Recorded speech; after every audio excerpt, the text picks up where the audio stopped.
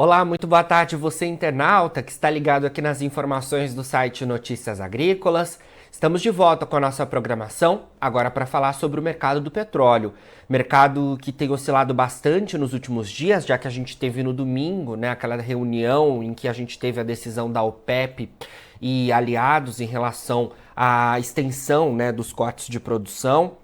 E também tivemos uma decisão da Arábia Saudita. Desde então, os preços têm oscilado bastante entre alta e queda e sobem nesta sessão de quarta-feira cerca de 1% no WTI e um pouquinho mais de 0,5% no Brent. Para a gente falar sobre tudo isso, eu converso agora ao vivo com o Bruno Cordeiro, que é analista de energia da consultoria Stonex. Bruno, obrigado por estar com a gente mais uma vez. Boa tarde, Jonatas. Boa tarde, pessoal que nos assiste. Eu que agradeço pelo convite. Bom, Bruno, vamos lá. Falei dessa decisão, né, que veio no domingo da OPEP, que era esperada na semana passada, né, e aconteceu. E o mercado desde então tem oscilado bastante, né? Sim, só para detalhar um pouco, né, do que aconteceu no domingo, houveram duas decisões principais, né? A primeira foi da OPEP+, então, de extensão, do acordo, né, de limites produtivos aí até 2024. Além dessa extensão, houve também a confirmação de um corte a partir de janeiro de 2024 de 1,4 milhão de barris por dia, né, da produção da OPEP+. E houve a outra decisão, que foi uma decisão que acarretou maiores efeitos sobre os preços, que foi a decisão da Arábia Saudita de promover um corte voluntário, né, de cerca de 1 milhão de barris por dia, o que corresponde mais ou menos 10% da produção da Arábia Saudita e 1% da oferta global, né. Isso gerou um efeito altista no início da sessão de segunda-feira, né? A gente viu os preços subindo ali numa velocidade considerável e depois a gente viu os preços reduzindo conforme o receio sobre a demanda de curto prazo de petróleo afetou mais o mercado financeiro do que esse anúncio feito pela Arábia Saudita, né?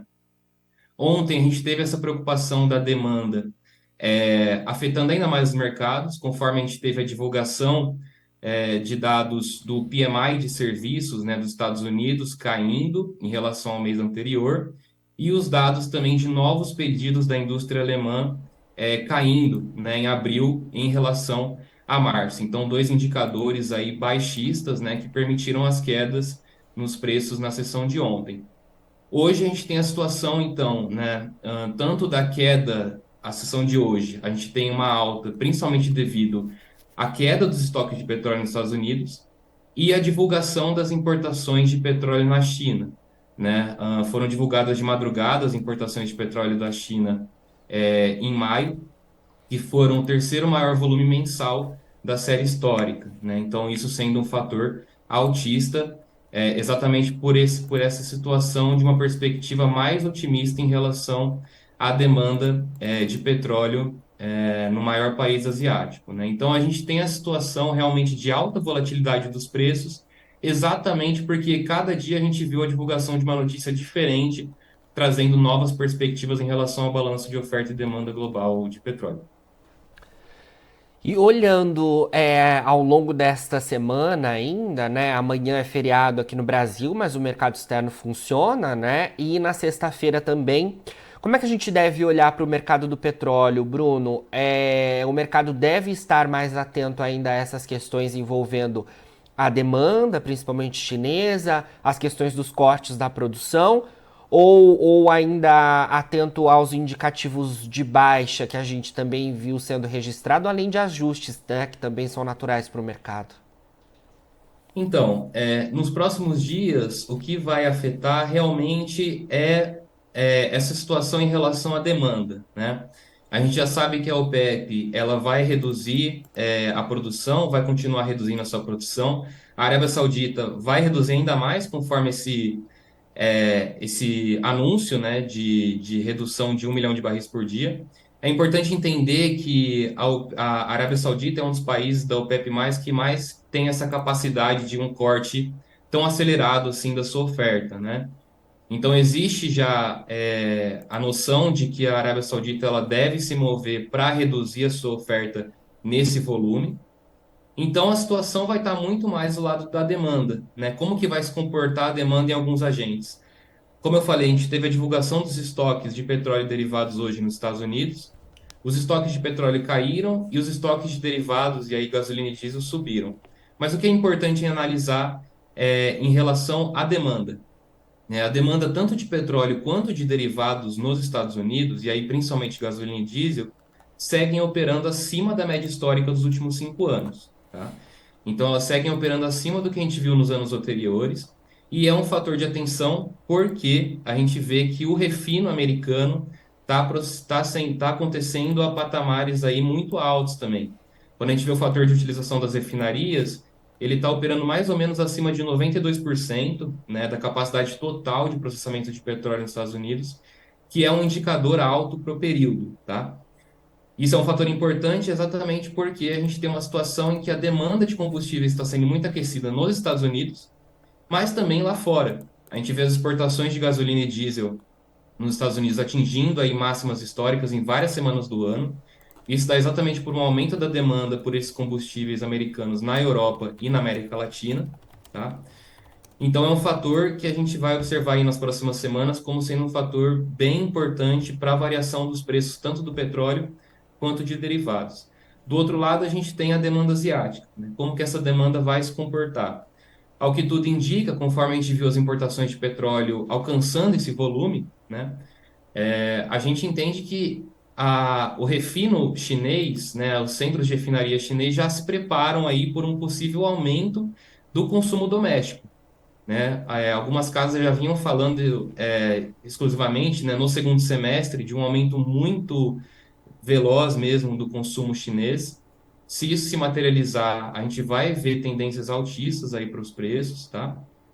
Se não, se o consumo chinês não vingar, a gente pode ver aí mais pressões baixistas sobre os preços, né? Mas é claro que a gente tem que aguardar a divulgação de novos indicadores, tanto indicadores exógenos ao mercado de petróleo, então indicadores econômicos mesmo, né, de atividades econômicas, quanto indicadores do mercado, né, de oferta e demanda em si, tanto de petróleo quanto de combustíveis. Ô Bruno, olhando então essa questão da demanda, quando a gente fala nos Estados Unidos, né, esses indicativos positivos que você pontuou, a gente precisa lembrar que lá eles ainda não estão no pico, né, de grande consumo, né? As férias de verão ainda vão acontecer, né, nos próximos meses por lá. Então, realmente, é algo que a gente precisa estar atento, né? Exatamente, essas férias de verão, né, a gente chama como driving season, né, que é o período em que há um aumento mesmo dessas viagens e, portanto, um crescimento muito acelerado do consumo de gasolina. Normalmente esse período ele ocorre ali entre maio, na verdade entre junho e agosto, né? Então agora que a gente vai ver realmente se esse consumo de gasolina vai vingar ou não. Existem perspectivas de que há hoje uma demanda retraída, né, de viagens de verão nos últimos 2 anos que devem se materializar agora. Então, possivelmente, a gente vai ver um aumento exponencial aí das viagens de verão nos Estados Unidos e, por consequência, um aumento acelerado da demanda de gasolina, né? Então, esse acaba sendo um fator importante que o mercado vai monitorar sim nas próximas semanas, né? Conforme os Estados Unidos se apresenta hoje como o maior demandante disparado de gasolina do mundo, né? Então, sim, é uma situação que vai ser monitorada pelo mercado e que é importante, né, ser monitorada aí pelas pessoas para entender as possíveis variações tanto dos preços da gasolina, mas que também afetam, em última instância, os preços do petróleo. Certo.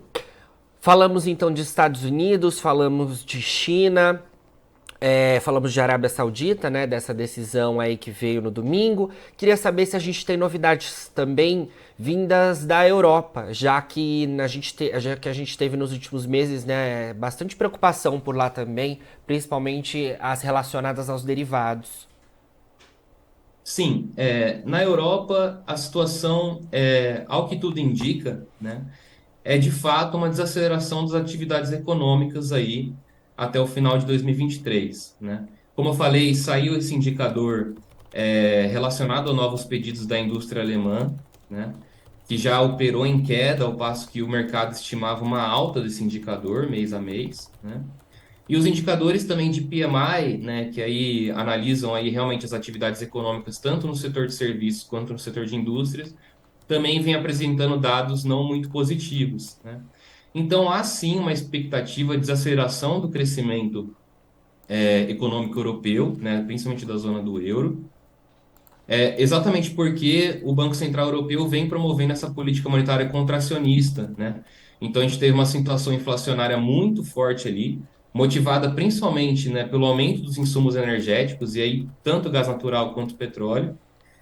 E como contrapartida, o Banco Central Europeu vem promovendo essa política monetária contracionista, que tem o efeito de combater a inflação, mas ao mesmo tempo acaba gerando a desaceleração das atividades em alguns setores, tá? Então a gente teve sim no início do ano, né, só para contextualizar, um problema de refino mesmo europeu. A gente teve as greves, né, francesas, que acabaram interrompendo grande parte da produção de combustíveis ali na Europa. É importante, frisar que a França é uma das principais refinadoras domésticas, né, da União Europeia. A União Europeia acabou recorrendo mais pelo diesel e pela gasolina, americana, né? E isso acabou garantindo uma maior segurança energética para eles. Mas, diferente da Ásia, né, o cenário hoje econômico europeu tem uma tendência mesmo de desaceleração. Então, a tendência é que a gente veja um consumo aí crescendo, né, mas não crescendo tanto quanto a gente vê em outras regiões, principalmente a Ásia, aí com foco, quando eu falo Ásia, né, eu quero focar na China e na Índia, né, que eu acabei não falando da Índia, mas é outro país aí que tem perspectivas de um aumento muito acelerado do consumo de petróleo, conforme a Índia hoje é um dos principais países com o maior parque de refino do mundo, né? Um dos maiores parques de refino do mundo. Então acaba sendo um país que, tanto pelo crescimento do consumo doméstico quanto pelo aumento da demanda externa por combustíveis, deve ter sim um aumento aí do consumo de petróleo, tá? Perfeito, então, Bruno, vamos acompanhar aí todas essas informações, né, ao longo dos próximos dias. E é claro que a gente volta a se falar para atualizar os nossos internautas em relação a tudo isso. Sempre que tiver novidades aí da Stonex, conte com a gente por aqui, tá bom? Perfeito, Jonas. Agradeço aí pela entrevista e desejo uma ótima semana a todos. Boa semana, obrigado. Bom, agora na finalização do nosso boletim, você encontra os perfis das nossas redes sociais. Siga a gente por lá para se manter atualizado sobre todas as informações do agronegócio brasileiro. E não se esqueça, nós já estamos com inscrições abertas para a terceira edição do prêmio Melhor História de um Agricultor. É só você procurar todas as informações no nosso portal. Fica por aí, daqui a pouquinho tem mais boletins ao vivo.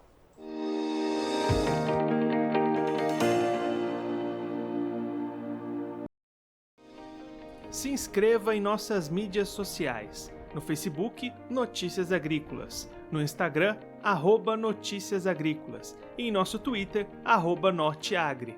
E para não perder nenhum vídeo, não se esqueça de nos acompanhar no YouTube e na Twitch, Notícias Agrícolas Oficial.